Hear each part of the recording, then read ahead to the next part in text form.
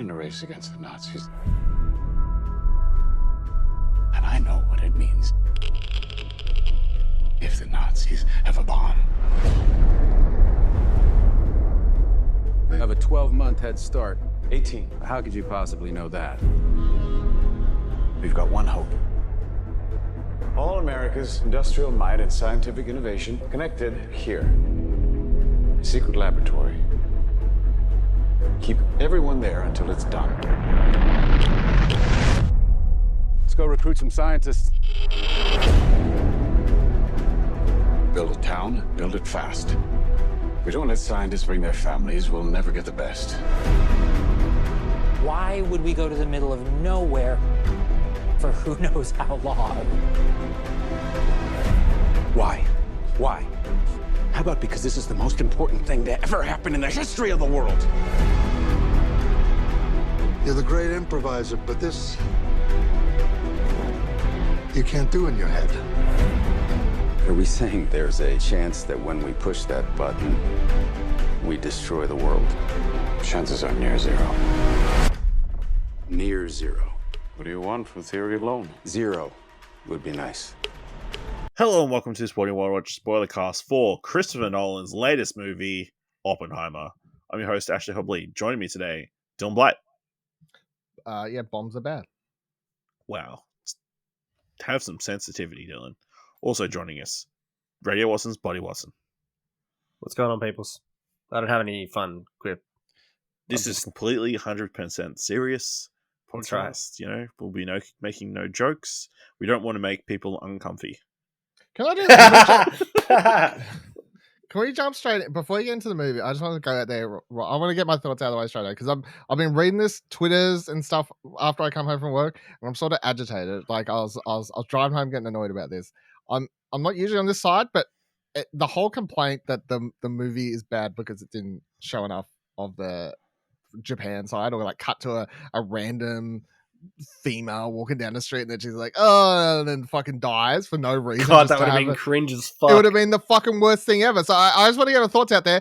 If that's your complaint about the movie, no. There's a million movies that are respectful and show that the atrocities that Japan went through for the bombs at Nagasaki and Hiroshima. But like to complain that, no, I'm out. That's my thoughts. I'm sorry. Get that out of the way. And also, this movie just existing, I feel like people are upset about focusing on Oppenheimer. I mean, because the movie's such a positive outlook on what happened. Yeah. Like, for fuck's sake.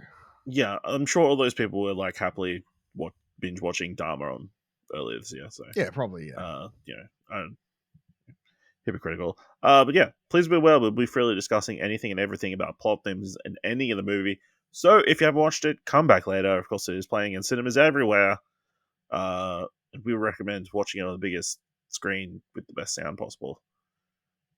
With that said, let's jump to a discussion of Oppenheimer, directed by Christopher Nolan, screenplay by Christopher Nolan, based on American Prometheus by Kai Bird and Martin J. Sherwin, starring Cillian Murphy, Emily Blunt, Matt Damon, Robert Downey Jr., Florence Pugh, Josh Hartnett, Casey Affleck, Rami Malek, Kenneth Branagh, Benny Safdie, Dylan Arnold, Gustaf Skarsgård, David Krumholtz, Matthew Modine, David Dastmalchian, Tom Conti, Michael Angarano, Jack Quaid, Josh Peck, Olivia Thirlby, Dane DeHaan, Danny DeFerrari, Alden Ehrenreich, Jefferson Hall, Jason Clarke, James Darcy, and Tony Goldwyn.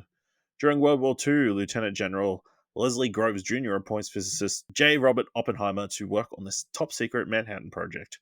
Oppenheimer and a team of scientists spend years developing and designing the atomic bomb. Their work comes to fruition on July 16th, 1945, as they witness the world's first nuclear explosion, forever changing the course of history. Dylan, what did you think of Oppenheimer? Absolutely spectacular. This is why I like movies. 10 out of 10. Would happily watch again. The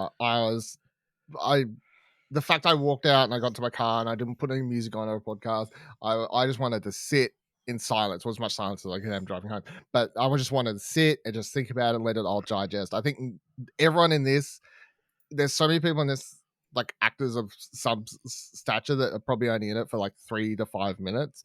And nearly everyone in this gives some of the best performances they can give under the direction of a director who knows what he wants and what he's doing. But I really feel like this is like cinema at its like peak form. This is like everyone in every department working at near perfection as far as why cinema can be such a powerful art form for storytelling. I just think this is phenomenal. Wow. All right, buddy, what do you think? Agreed. What about you, Ash? I concur. All right, man, end the show. That's it. Well spoken, Dylan. That's a podcast over. Yeah, it's fantastic. I love the little things they do with kind of like cutting between the timelines, the use of black and white.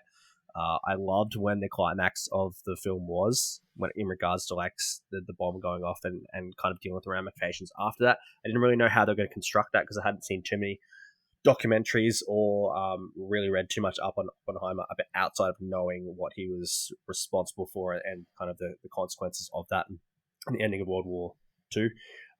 So yeah, the whole fact that it had this what felt like an hour after that and having his kind of like reputation thrown into the mud and his own kind of moral quandary about the whole that question from like Jurassic Park is we ask ourselves if we if we could make it happen instead of like should we so and then I was kind of like when I got home I was a little bit interested in like how much of that was favorable towards him and depicting him as that as in history as opposed to how much fact it was and watching a few like kind of YouTube videos and reading up and stuff, so I was like interested to see I guess how relevant that was instead of just trying to make him not a villain or not a hero or kind of like depict it kind of maybe a little bit down the middle and how he might have felt in that time.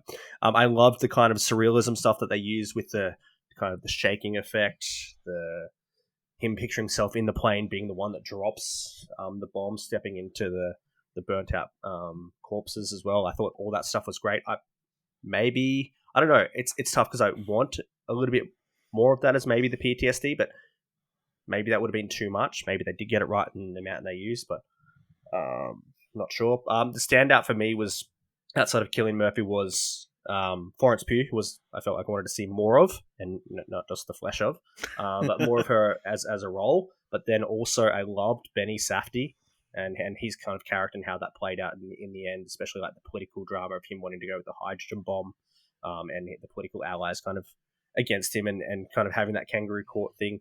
And then I also loved Robert Downey Jr. Emily Blunt had a really good moment in that kangaroo court hearing towards the end. I thought the cast was stellar. For me, it was a bit hard because it was just a lot of people showing that I recognized, but they were all wearing the same clothes. So at times it was like, oh, there's that dark-haired white guy that I know from so-and-so. There's a dark-haired white guy that I know from that other thing. And then I'm like, oh, there's Casey Affleck. So there was a lot of that for me as well. But yeah, I found it really interesting. I thought it was fantastic. The sound mix, I would say, is much better than a lot more of Nolan's previous stuff as well. I don't know if that was just where we were watching it in the theater or not, but I felt like because it was so dense and dialogue rich and heavy, the only complications with sound came from them not dumbing down dialogue, but having a lot of dialogue to kind of focus on and concentrate. Whereas like more of the the bomb going off and all that stuff and noise in the background and building up the all that stuff, I felt like that was handled a little bit better mix wise from previous stuff that I've seen. So awesomely crafted, performances were amazing. That scene was fantastic. It's kind of hard to pick something that I didn't really like about it. Maybe the whole kind of the end sequence in maybe going on a little bit too long from the climax, but I guess that's very Nolan having an elongated third act. But yeah, it was amazing. One of Nolan's best and a great return. This is what I felt like Nolan thought he thought Tenet, like this is what he thought Tenet was going to be. Tenet I didn't really like, and if Nolan made Tenet to kind of # save cinema, I feel like this is doing what he wanted Tenet to do. My favorite, I just want to shout out my favorite like actor who just shows up and does nothing until the end is Rami Malek, who just shows up and says nothing in the first scene he's in there, and then he turns up in that court case at the end to give like such a big moment. But like, I was like, oh, hey, it's Rami Malek. He's got feeling. There's Academy Award nominated. I really enjoyed it. I think it was fantastic. Just a tense, crazy 3 hours that kind of flew by. This is a movie that is worth the $20, whatever you're going to have to spend to get there, because you're getting your money's worth. Because this movie is incredibly dense. Like the first hour, like it's so much is happening, probably too much. I feel like it's like incredibly fast paced. Like you go through like the first 20 years of Oppenheimer's life, it feels like, from coming from his college, like high school, college days to, getting to starting to work on the Oppenheimer bomb. If you didn't know anything about communism or fascism or, the worlds before World War II, I feel like you would be incredibly lost. If this movie was made by anyone else other than Christopher Nolan, there would absolutely have been a scene where someone, the general, would have asked to like talk to me like a 3-year-old, talk to me like I'm an idiot. Explain this to me in the simplest terms possible. But there's nothing like that in this whole entire movie. There's moments where they're explaining some of the concepts and that kind of stuff, but it's always told as if you have the base understanding of science and physics and stuff like that. It's not dumbed down at any point, for better or worse. I'm sure there's going to be a lot of people who are like aren't going to enjoy this because it is so dense and so high educated. But I think you could enjoy this even if you don't really understand what they're talking about. It's just fun seeing them talk about what they're talking about. That's 2.5 hours this movie. Other than the Trinity test, it's 2.5 hours of people talking about what they're talking about. Talking about electrons and theory. They do it so well. They do it so well. The further I've gotten away from the film, the more I appreciate like the structure, the non-linear storytelling that he's done here, which is feel like a progression. This movie definitely feels like a combination of a lot of parts of his previous works, with the non-linear storytelling, the three storyline, it's 2 parts is how he sets it up. But there's Fission Part 1 and Fusion Part 2, which is mostly focused on the Strauss character that Robert Downey Jr. plays. But obviously they cut and change, they jump all over the place, telling his life story. I feel like if you made this movie, much like Pulp Fiction, if you made it chronologically, this wouldn't be as interesting. I that's all super fun. I feel like I've seen a couple of criticisms, like, again, the female characters are not really that well developed or strong. I mean, Emily Blunt does have that fantastic moment, but ultimately she's kind of typecast in this as an alcoholic the entire film. Florence Pugh is really enjoyable and fun in what we get from her. From what I've heard of the book, like, her character is super interesting. Not that many people are going to read that book because it's 721 pages long. But I feel like from like a baseline look, it's just like a love interest, just someone there to progress the idea that Oppenheimer was a womanizer, which is something that he's called, but you don't really see much evidence outside of that affair. He flirts with basically every female that's in front of him. But he likes talking to people. All 3 of them. Yeah. But yeah, I really enjoyed that, and obviously, the structure of the story and like and of course it just looks beautiful, like crazy. So many stars is like ridiculous. Like every time someone's got their back to the camera and they turn around, it's another famous person. It's like Casey Affleck's reveal.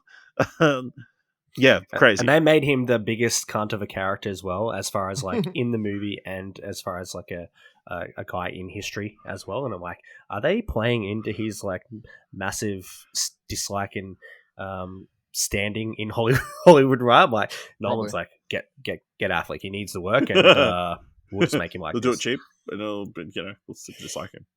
The biggest like compliment I can give it is David Fincher is one of my favorite directors, probably my favorite director. But when I got out of it, the lead up to the bomb, and which felt like 20 to 30 minutes of just like, is it going to work? Setting it up, going through all the like things, and all the way down the count. That period like felt like I was watching Zodiac, which is just a massively tense, anxiety-inducing, hold your breath movie for two and a half hours. Like I felt like I was getting that same feeling of like, I know what's coming, but it's like, and we know it's what it does, and it's successful and everything, but just the whole like, it's the characters like, what if, we're seeing history, is it going to go wrong? Blah, blah, that's like coming out and seeping into you.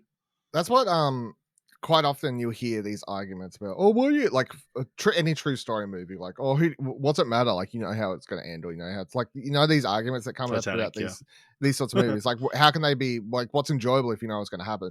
But what's so good about a true story or biography or whatever biopic, when done right, is those scenes you go in and you're watching it and you just forget. Like you're like that 20-minute scene prior to the Trinity test, it just becomes anxiety inducing, and it shouldn't be, because that it's going to be okay. As a basis, I know what happened. I know the Trinity test goes off. I know that it leads to a bomb. I know it leads to this massive it didn't amount of people like dying. end the world. I know it didn't end the world, but they do such a good job of leading you up into that moment that I'm so engrossed in the movie that all sense of like my logic is turned off, and I'm sitting there going like getting stressed about it, because my brain's like, yeah, but like they could all die, like they could. And I loved the bomb going off, and I don't know what I expected, but the whole like the silence of it, it was kind of like, is it Last Jedi when they friggin' warp the thing through the? It most felt like scene in cinema, yeah. Yeah, it felt like, yeah, that's right, Rule of the Canon. It felt like that level of silence, but like, prolonged. And then I don't know what I expected, because it's just like Nolan, it's expecting like loudness, and I'm like, and it's just like looking at this amazing thing, close, yeah. And then obviously the sonic booms that came after that. But it was crazy, because like the bomb's going off, and just like kind of shaking my head, and like the first thing like in my mind is kind of like, this is fucked. Like this is, it's like, beautiful, but it's fucked. Fuck America, because I think my mind had already jumped ahead to kind of like what it did. Like I'm like, fuck, they really fucking dropped this on somebody. Like I think my mindset had already hit that, and it hit me like when the bomb went off. Oh man. And then everything that came after that, all that like imagery and stuff, and then it got even heavier. So yeah, it was full on. That's why it's probably like that long third act. I was kind of like, I really wanted more of the moral implications, and Oppenheimer kind of questioning that. It's hard without the courtroom. Yeah, I guess stuff, it's but hard. then you can't be preachy. I guess you can't be preachy, because he did make the bomb. Yeah, but then. I don't know. But then he's also, you've got that scene where he's kind of absolved by President Truman. I think the magic of this movie is actually seeding in that Einstein scene, and then looping back to that as a reveal of his moral dilemma, basically, and him saying, now the true thing happens. Now you've got to live with this sort of. And having that play, that's revealed so early in the movie, when you come like the first 45 minutes, whatever, and then coming back to that right at the end, I thought was perfect. Like, but that scene also works in two ways, because it's also played against Strauss's entire motivations for the last why he thinks he hates however him. many years. It's been based on that one moment, and it's completely not what he was expecting or thought. I can't come back to the bomb for a sec. I cannot wait to get the To Blu-ray find out how they did it. and how the fuck they shot this, because Nolan's out here saying there's zero special effects in this. We recreated the Trinity test. No CGI. No to be clear. CGI in this whole movie. He's saying, I'm like, what? It's There one are thing to some- read the headlines and then watch the movie and go, hold on. You're saying there's zero CGI in this movie. You're saying Yeah. you recreated the Trinity test. Like, what? But it's not even just that. He did. They've got that shot of like a million like missiles like firing off into the atmosphere or whatever. Yeah. And like hitting the Earth or whatever. And then they do a shot of like as if the atmosphere had like a chain reaction around the Earth. Yeah. I don't know how Which I you know do you- that without CGI. Well, you do it practically. You can do special effects that aren't computer visual effects, which is like the key difference between these things. Like I old school guess. special effects, which Yeah. maybe he did. But I'm still like, how the fuck? I want to know how they Yeah. shot this. I want to know how they shot the fucking bomb. Because, and like Nolan, much like watching a Mission Impossible movie, you know, he just does crazy shit and just shoots it. Like literally with Tenet, he drove an entire plane through hmm a thing just for shits and giggles. Like I believe him to a degree, but I need to watch the behind the scenes ASAP. Yeah, absolutely. Yeah. Where do we go from here? Okay, how do we feel about Cillian Murphy's performance? Obviously, finally getting his chance to shine under Christopher Nolan. They've been best friends for like 20 years since Batman Begins. Gets the lead role here as Oppenheimer. Yeah, I think fantastic. Like, obviously, showing multitudes of the person. You get to see him at his most brash and self-confident, and then kind of progress to seeing him at his weakest. He's got He's such a good fantastic. resting sad face. Mm. Oh man, just him sitting in that room, like listening to other people's testimonies, whatever. Like, That'd suck. it would. You shook his hand. Yeah. Oh man, I would knock the fuck out. Yeah. you team Emily Blunt in that scenario? Yeah. I would have been, man. I would have been Emily Blunt's character there. Would have It's- snubbed him.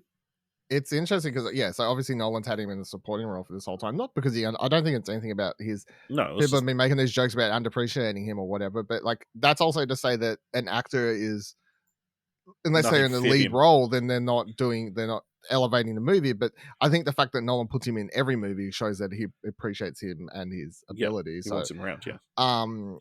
yeah, I mean, I've always liked Cillian Murphy, especially like he's been in leads before. I remember watching obviously 28 Days Later when I was in like high school. That's the first thing I've watched him in a lead in. And I mean, if you're annoyed that you didn't get to see him naked in this, you go watch that if you want. The You know, get to see his penis. equality, You're yeah, upset. yeah, that's what I'm saying. Yeah, I thought he was fantastic. I definitely feel like it's a shoe-in for both him and Robert Downey Jr. As supporting and lead actors. I don't think that's up for debate at this stage. Mm. Very different performances to a degree, but both, yeah, top marks. Absolutely. Well, then Robert Downey Jr. Like, it's interesting that storyline being cut in between of him or trying to get into the cabinet, needs to be appointed by the Senate. Something that happens a majority of the time. What do they say? Like, it's been 27 years since someone hadn't been appointed to a cabinet position. And yeah, I feel like that I loved most of that. I loved, like, you know, Robert Downey Jr. like full out coming out there at the end, like revealing he was a villain all along, taking off the mask. One villain moment. Yeah, absolutely. But I do feel like Alden Ehrenreich's character kind of turned on him like super quick. No, I loved it. Went I to thought the it was moral great. high ground like super fast. I thought it was great. I like Yeah, how he I thought doesn't it even. was awesome. He's just like, you little fucker, like, because it shows they build up to that point, and they like, you got to understand, like, you know, Robert Oppenheimer is viewed by still a lot of people at this point, at that time in America, is still like this hero, right? So he's Strauss says all this stuff. I don't think it's unbelievable that suddenly you would have his secretary or whatever his like official job title was, but like him just suddenly being like, wait, what? Like, it wasn't a random. Like, Oppenheimer's one of the most famous people in the world at that time, only in America. And you got to remember, like, he's not just like going to the moral high ground. He's also like I'm your closest confidant and ally, and you have betrayed me. So it's almost like his reaction to getting the wall pulled over him by his like closest person. So there's also an element of that in there as well. It's fair. It was the weirdest thing. Like never turn on people JFK that you're closest to. The weirdest thing was the JFK name drop. It's like, what? Who was the senator who dropped me? John F. Kennedy. Yeah, I don't know if there's like something else that happened, like for people who know more history of those people in real life. I don't know if that was like a hint at something, but yeah. All right. Were there any other standout performances, people? Josh Hartnett. Josh Hartnett, buddy, you didn't realize recognize him. I didn't recognize him as Hartnett while watching it. I was like, Really? I know the haircut and the haircut. Okay. he had something on his head. Have you I don't seen know, anything with him in it recently though? I guess is the No, only the ad to that Guy Ritchie film. Wrath of Man or Operation Fortune? Fortune. Okay. Where he's got a moustache in it.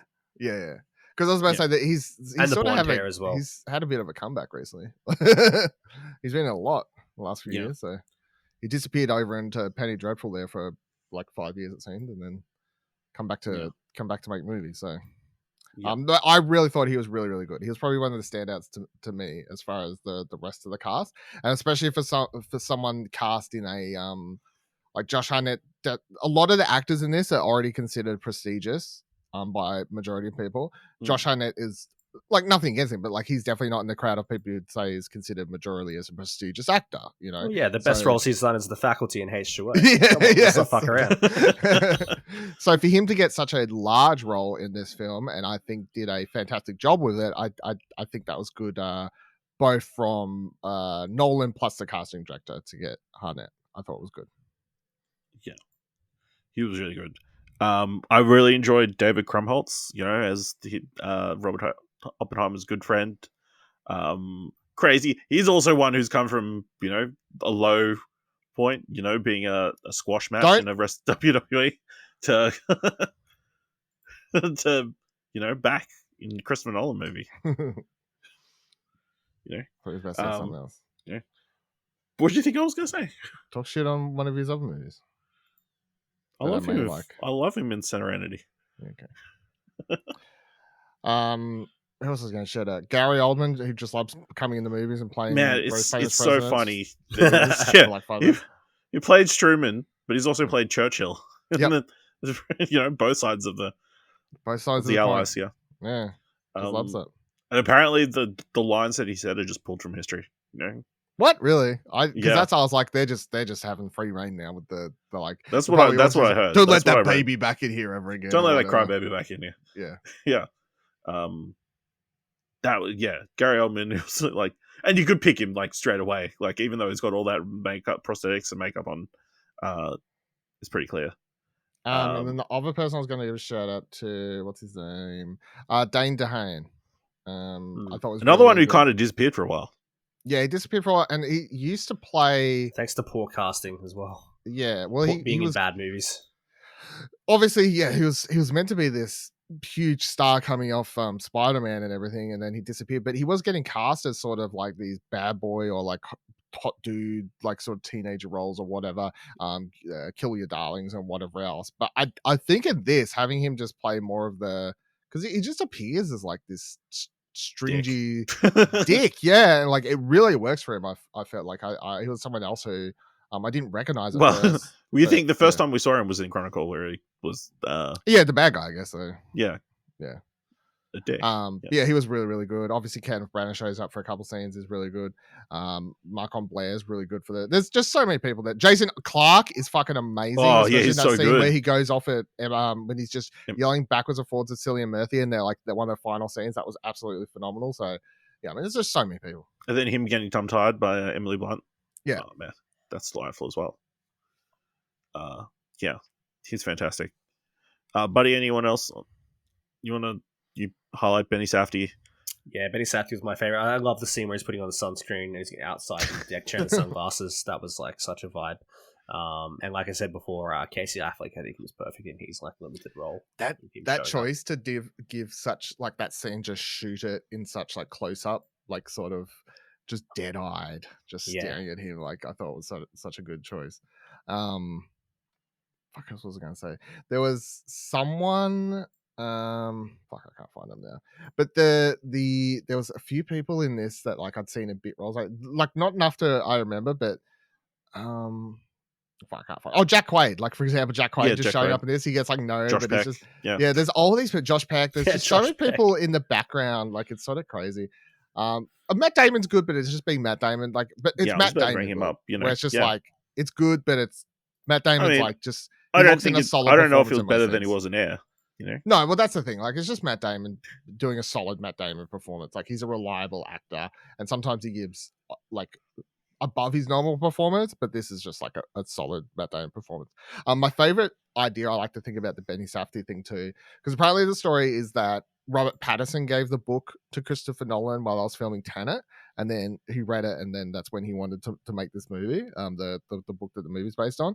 I just love the idea that he not only gave him the book, but then it was also like, hey, you should cast this Benny Safdie guy. I did a great movie. You should watch it, man. Good time. I'm pretty sure Nolan watched Good Time before he cast. Okay, just stop ruining my story, all right? You know my story. Can we talk about the music? I'm pretty sure Nolan watched Obi-Wan, and that's why he put maybe Benny Safdie in it. Fucking no. Let's talk about Ludwig Göransson. Oh, that was crazy. I forgot that obviously Hans Zimmer wasn't doing the score. And then when Ludwig's name came up, I was like, holy shit. Because it's a great score. It's a fucking fantastic score. I mean, it's reminiscent of Nolan's work with Hans Zimmer, but definitely he did the Tenet score as well. It's not like his first. That's foray, true. But, yeah.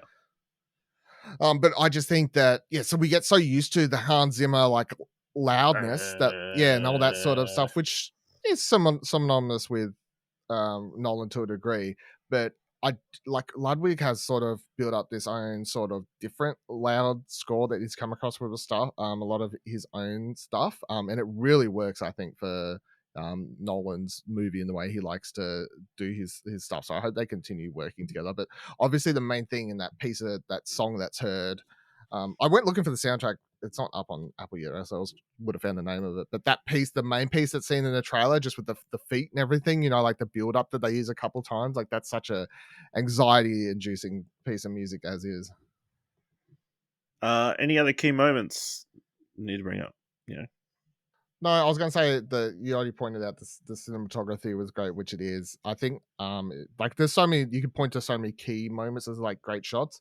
I think one of my favorite small moments that I was thinking about, like how well it was framed, and was there's the moment when Oppenheimer goes up right before the Trinity test, and he's like has his face leaning up against the bomb, and he's like sort of, I guess, contemplating, thinking about things, and it's just shot so well with like a full shadow over Cillian Murphy, like he's just all like no lighting over him. You can see the lighting in the bomb in the background and everything, but I thought that was such a that was like one of my favorite little shots of the movie.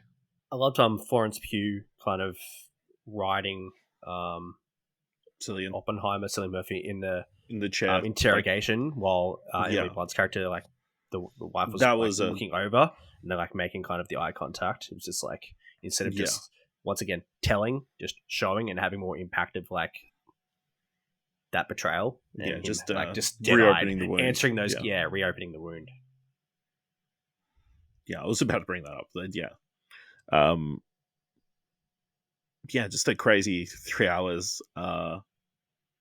Again, like so many like small building blocks along the way and everything tying back together.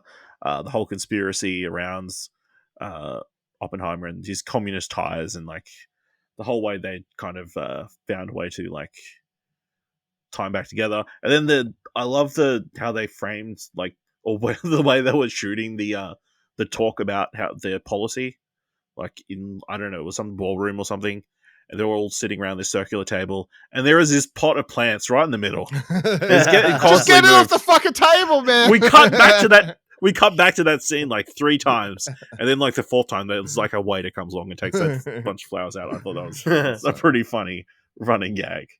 Yeah. All right. Anything else we need to say before we wrap up? It's fantastic. Obviously, it's going to be a lot of people. It's going to be in our, presumably, be most of our top movies of the year. I'd be surprised if it's not. Probably. All right. Whoa. All right. Let us know what you thought of Oppenheimer by going to we get more movies than you up here, Dylan. So, You're not getting any more movies. They're not making them anymore.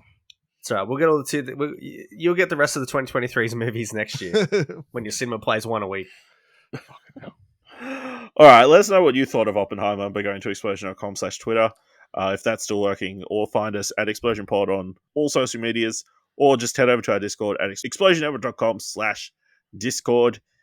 If you want to help us out here, leave us a review and have a podcast or a podcast, leave us 5 stars. And if we can leave 5 stars, just tell people about the show. Check out Radio Watson on all good podcast services and even the bad ones. Just go through the bad old episodes. I'm sure there's the old episodes are good. I'm not just doing any new ones. That's all. Soon, maybe. For now. I don't know. I got a hunch. It'll come back. Just add the reviews. I'll come back. And find Buddy on social media, Buddy Watson 12 or some version of that. You'll find it somewhere. Yeah. And if you've enjoyed this episode, thought it was worth $1, head on over to our Ko-fi page at explosion.com/support. Thank you very much for listening. Until next time, keep watching stuff, I guess. You are the man who gave them the power to destroy themselves. And the world is not prepared.